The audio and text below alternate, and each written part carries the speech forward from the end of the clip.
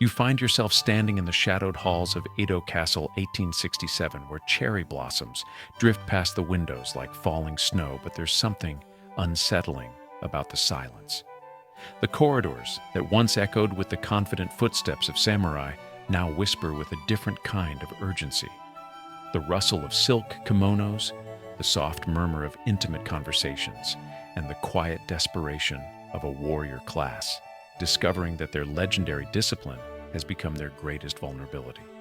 This isn't the story of samurai dying in glorious battle, though that would have been infinitely more dignified than what actually happened.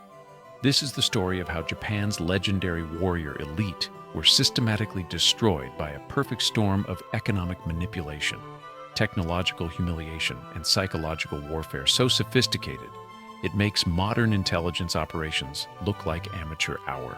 It's a tale of pleasure quarters and black ships of rice stipends and steel cannons of warriors who mastered the art of death but never learned to defend against the far more dangerous weapons of desire debt and technological obsolescence. For over 700 years, the samurai had ruled Japan through discipline ritual and the razor-sharp edge of perfectly forged steel. They'd survived Mongol invasions, centuries of civil war, and the rise and fall of multiple dynasties. But in less than 3 decades, from the 1850s to the 1870s, they would be reduced to museum pieces and tourist attractions. Their legendary code transformed from political reality into nostalgic theater. The culprit wasn't any single enemy they could have faced with honor. Instead, it was something far more insidious, a coordinated assault on every foundation of their power that turned their greatest virtues, loyalty, discipline, emotional control, into weapons against themselves. They were destroyed by the intersection of 3 forces that their rigid worldview couldn't comprehend: economic warfare that made them financially desperate, psychological warfare that exploited their emotional vulnerabilities, and technological warfare that rendered their martial skills obsolete. But here's the twist that makes this tragedy almost darkly comedic. The samurai walked into this trap with the same methodical precision they brought to everything else. They followed their training perfectly right into their own destruction. Welcome to the most forbidden chamber in Japanese history, where we discover that the legendary samurai weren't destroyed by any single factor, but by a systematic campaign that understood their psychology better than they understood themselves. This is where the cherry blossoms fell, not just in spring, but permanently marking the end of an era that couldn't survive contact with human nature, modern economics, and superior firepower all at once. Before we enter these halls, where honor met its match in the unholy trinity of debt, desire, and gunpowder diplomacy, tell me, where in the world are you hearing this story? I love knowing our community spans every corner of the globe, all connected by our shared fascination with those moments when official history crumbles under the weight of forces too complex for any single narrative to contain. Let's begin with what appeared to be a simple economic problem in mid-19th century Japan, though nothing about this situation would prove to be simple. The Tokugawa shogunate had created something unprecedented in world history: a completely static economy managed by warriors who were trained to kill, but not to count. It was a system so elegantly doomed that future economists would study it as a masterclass in how to accidentally design your own obsolescence. Picture the scene: samurai families living off rice stipends that had been fixed at specific quantities for generations, as if the law of supply and demand was just another barbarian concept that could be held at bay through sheer force of will. The logic was beautifully circular and catastrophically flawed. Samurai were too honorable to engage in commerce. Commerce was too undignified for samurai to understand. Therefore, commerce didn't exist in any way that mattered to people who mattered. Except commerce absolutely existed, and it was growing more sophisticated every year, while the samurai pretended not to notice. Merchant families were accumulating wealth that dwarfed most domain treasuries, developing financial instruments that made rice stipends look like the economic equivalent of paying your mortgage in seashells, and slowly, quietly, inevitably purchasing the debt-ridden pride of Japan's warrior class, one pawnshop transaction at a time. Tokugawa records from the 18th century paint a picture that would be hilarious if it weren't so tragic. samurai families pawning heirloom swords passed down for generations just to cover their basic living expenses. Merchant records note transactions where men in armor would arrive with increasingly desperate offers. First their secondary weapons, then family treasures.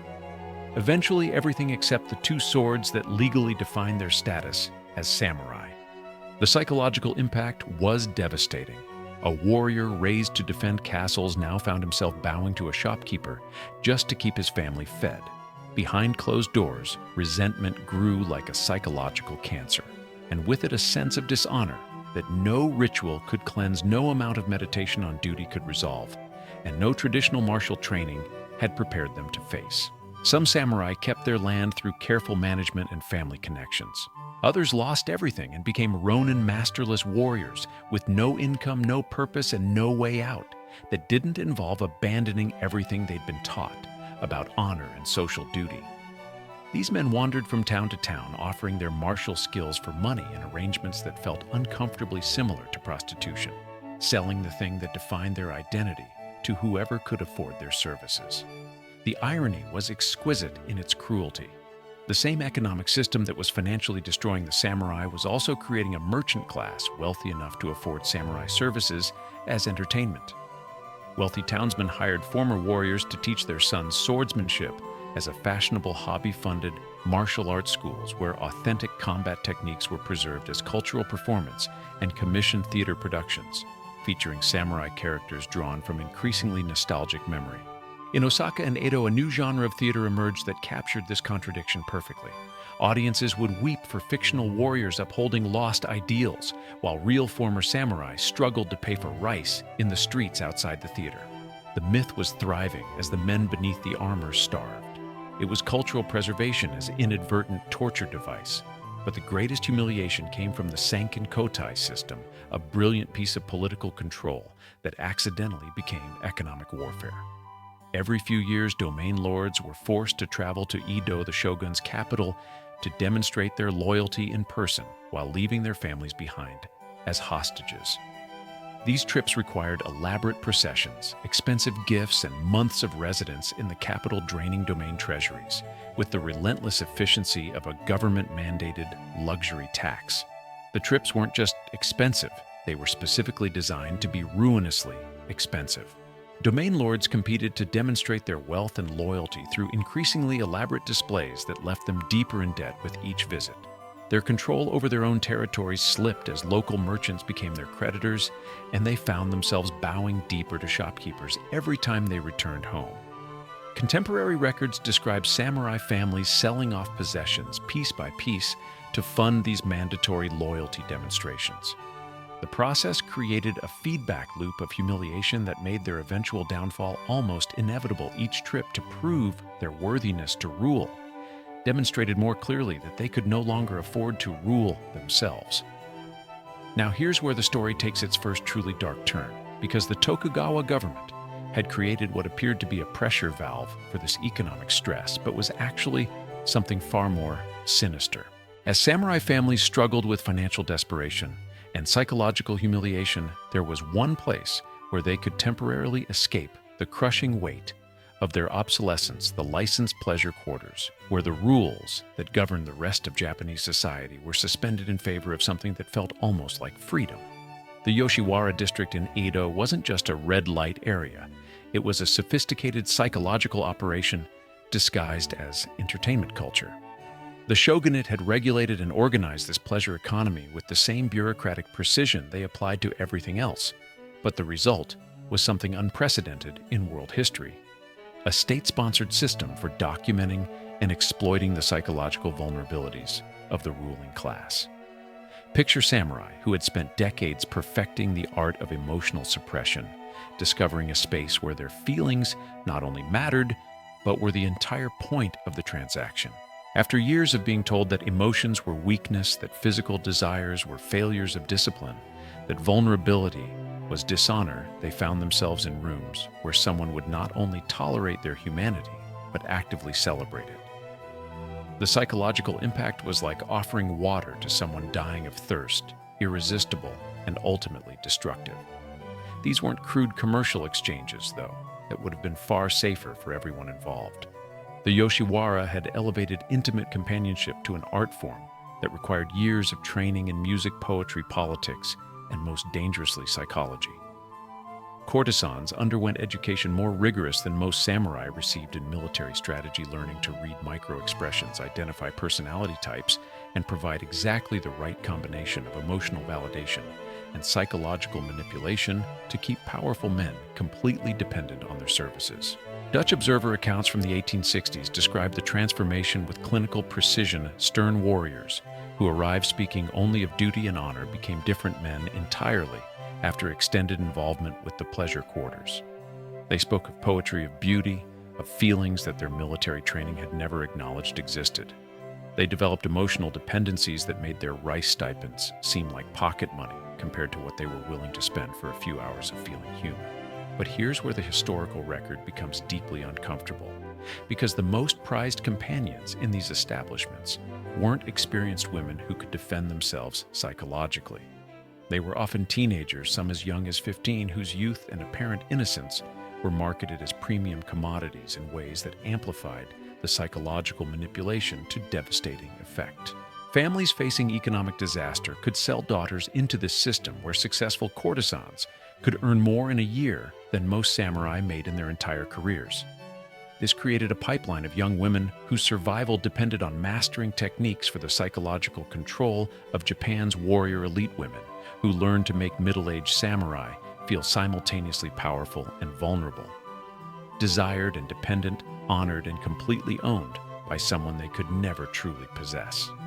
The age dynamics weren't accidental. They were carefully calculated to maximize psychological impact on men who were used to absolute authority in every other aspect of their lives.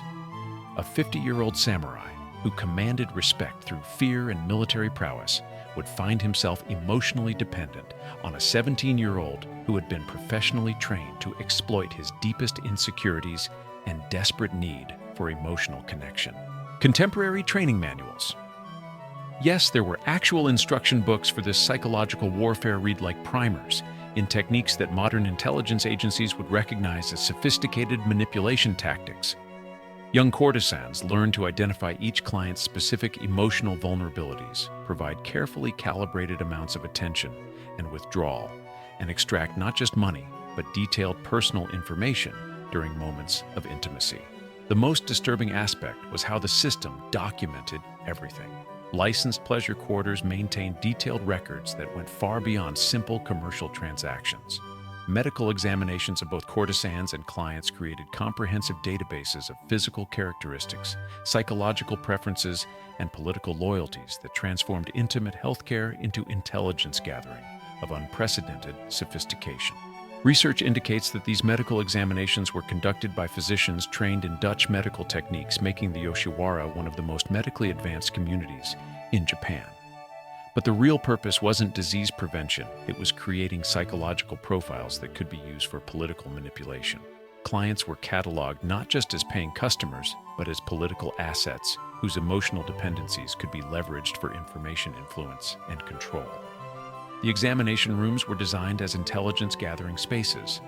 Soft lighting that encouraged confession, comfortable furnishings that made clients feel safe enough to share state secrets, and carefully positioned screens that allowed discreet observation by additional personnel who could take notes without being detected. Samurai paid for their own surveillance, competing for access to more thorough examinations that documented their weaknesses with scientific precision. Physician notes describe clients arriving for medical appointments and spending hours discussing their fears about political changes. Their knowledge of military plans, their opinions about foreign policy, all while believing they were simply making conversation with healthcare providers who cared about their well-being. The medical professionals weren't just checking for diseases.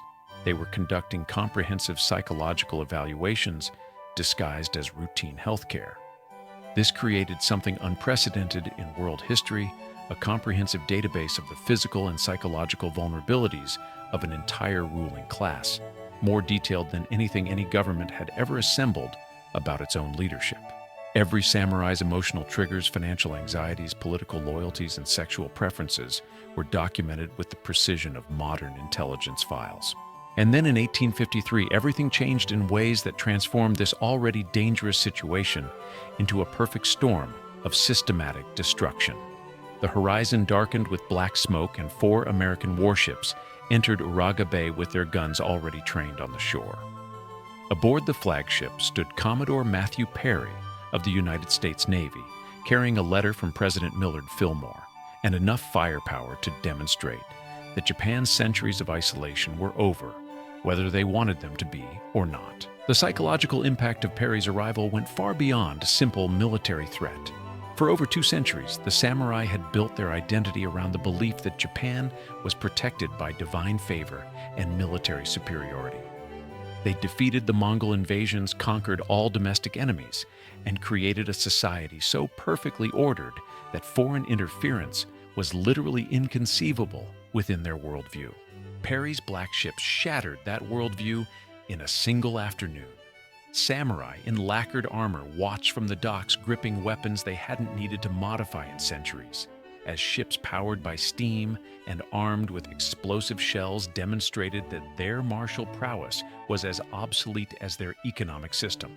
Their world, once unreachable, had been breached without a single shot being fired.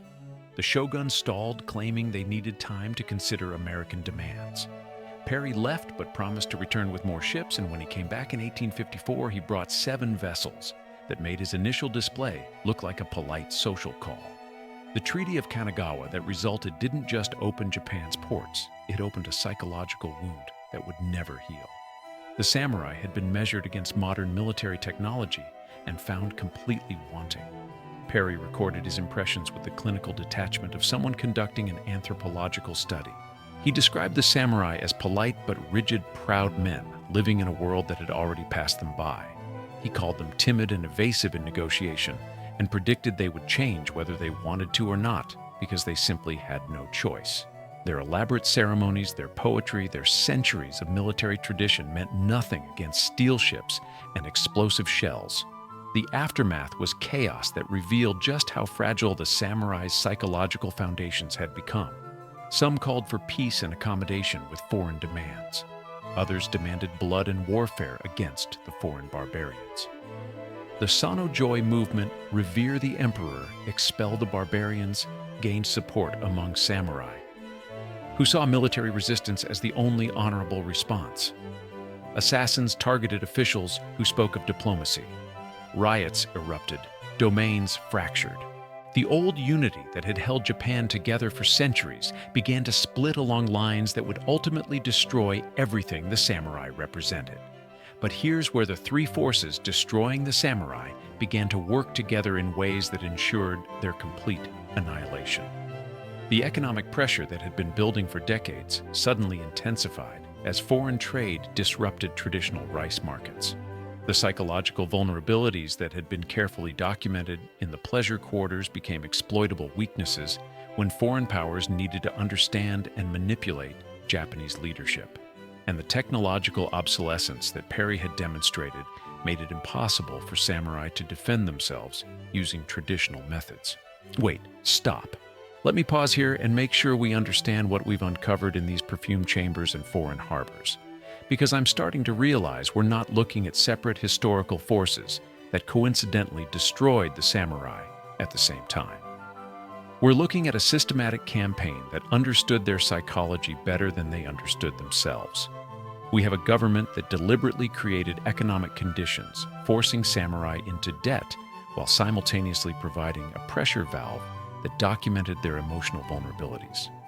We have foreign powers who arrived with overwhelming technological superiority at precisely the moment when the samurai were most psychologically compromised by financial stress and intimate entanglements. We have detailed intelligence files on Japan's ruling class that were compiled just before those rulers faced their greatest external threat in centuries. This isn't starting to sound like separate historical accidents anymore. This is starting to sound like the most sophisticated 3-pronged attack in military history: economic warfare that created desperation, psychological warfare that documented vulnerabilities, and technological warfare that exploited both forms of weakness to achieve complete political transformation. The Tokugawa shogunate hadn't accidentally created conditions that made the samurai vulnerable to foreign pressure. They had systematically weakened their own warrior class through economic manipulation and psychological surveillance, then found themselves unable to resist when foreign powers arrived to collect on debts they didn't even know they owed. The samurai walked into this trap with the same disciplined precision they brought to everything else, following their training perfectly, right into their own destruction. Their economic honor made them vulnerable to financial manipulation. Their emotional suppression made them desperate for psychological connection. Their military tradition made them unprepared for technological revolution.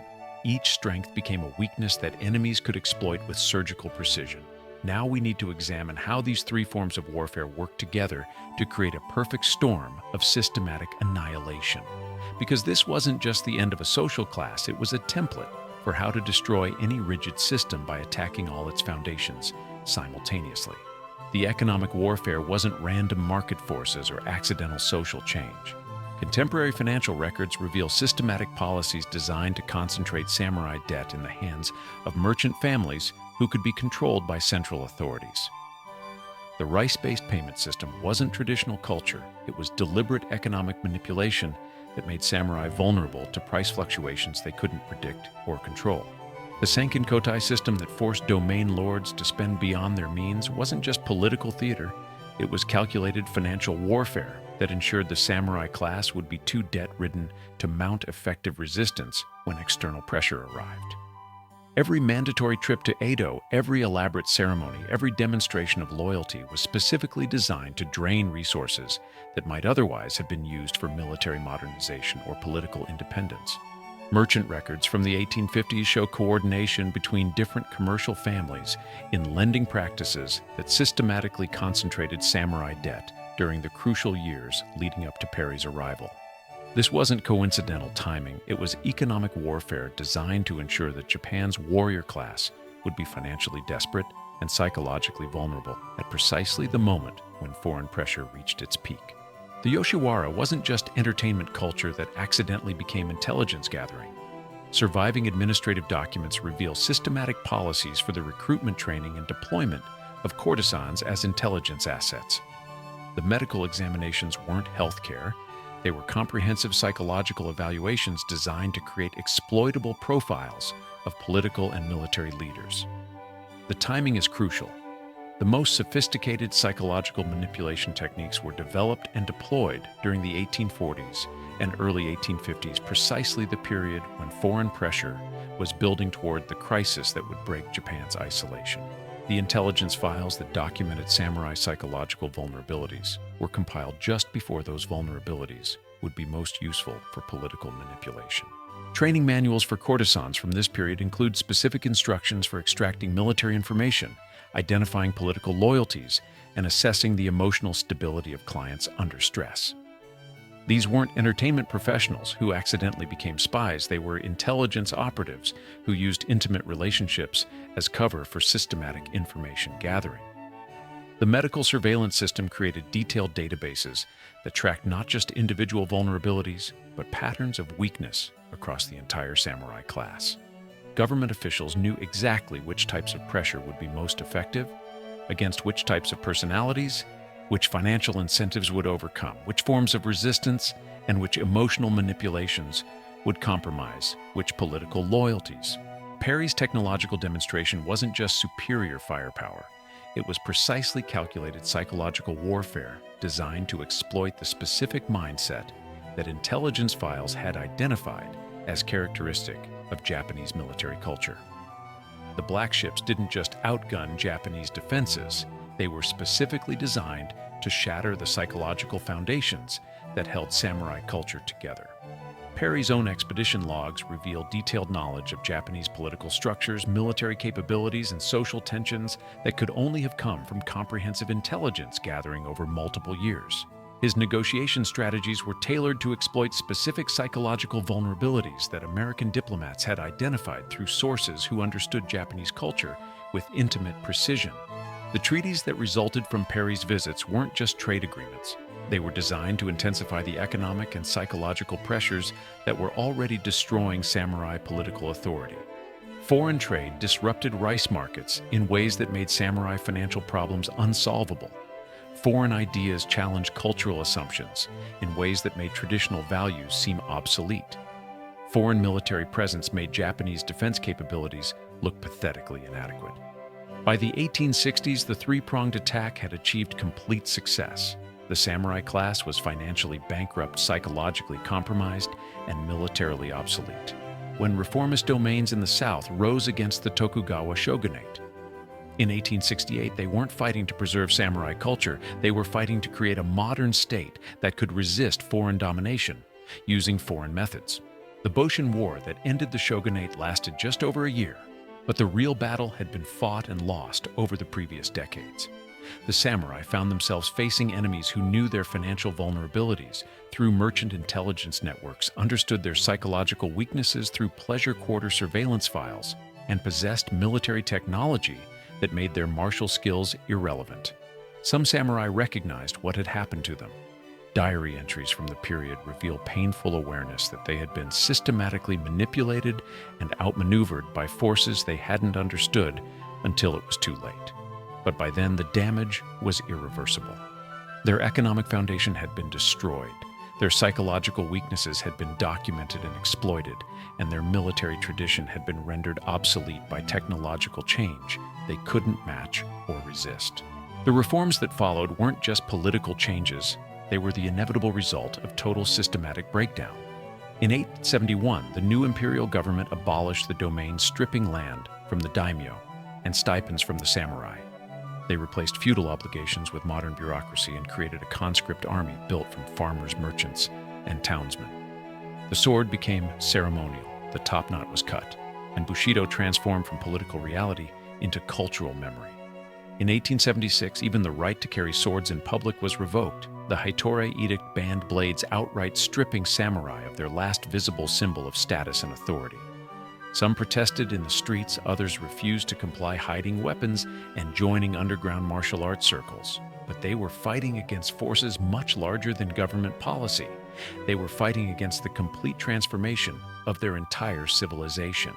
The final act of resistance came in 1877 with the Satsuma Rebellion, led by Saigo Takamori, a former general who had helped build the Meiji state, only to watch it turn against his class.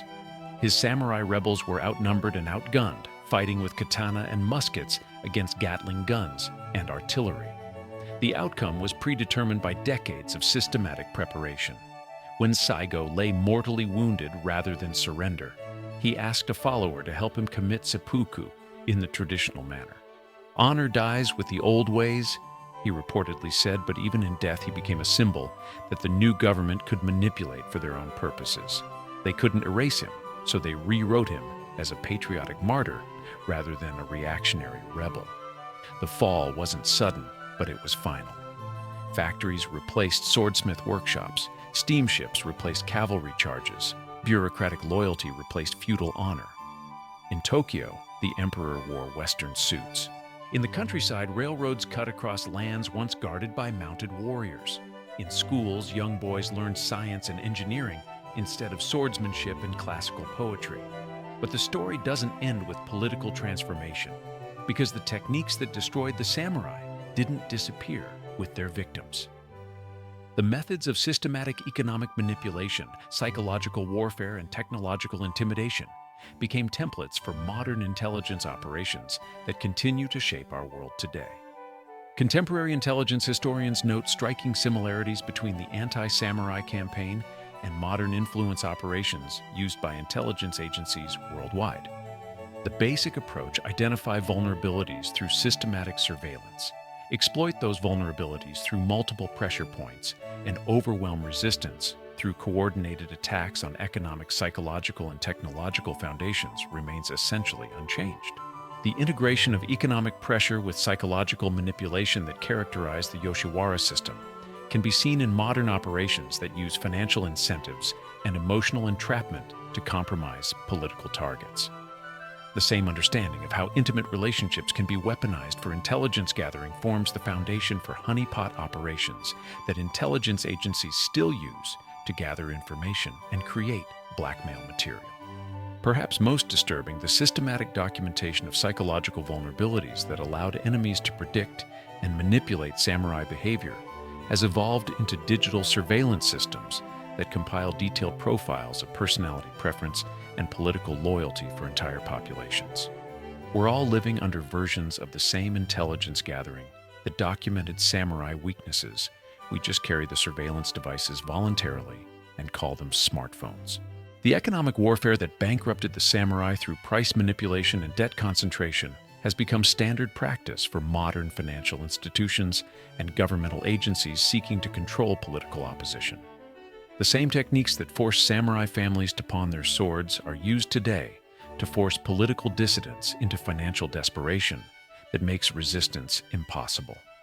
The technological intimidation that Perry used to break Japanese isolation has become the template for modern military diplomacy, where overwhelming technological superiority is used to force political compliance without actual warfare. The psychological impact of being rendered militarily obsolete overnight has been replicated in conflicts around the world, where traditional military forces face opponents with superior technology and intelligence capabilities. But perhaps the most important legacy is the understanding that human psychology can be systematically weaponized for political control. The samurai were destroyed not by superior enemies, but by people who understood their deepest needs and most carefully hidden vulnerabilities better than they understood themselves. Their honor became a weakness that could be exploited. Their discipline became a rigidity that couldn't adapt. Their loyalty became a dependency that could be manipulated. We're looking at the historical blueprint for how any rigid system can be destroyed through systematic attacks on its psychological, economic, and technological foundations. The techniques work because they exploit the intersection of human nature with institutional blindness, the tendency of successful systems to become so convinced of their own superiority that they can't recognize threats that don't match their existing understanding of how power operates. The samurai weren't destroyed by superior enemies. They were destroyed by a system that understood their psychology better than they understood themselves. Their warrior training had made them experts at detecting and defeating external military threats, but it had also created internal vulnerabilities that could be exploited by anyone who understood how emotional suppression creates psychological dependencies, how honor culture creates predictable behaviors, and how technological stagnation creates military obsolescence.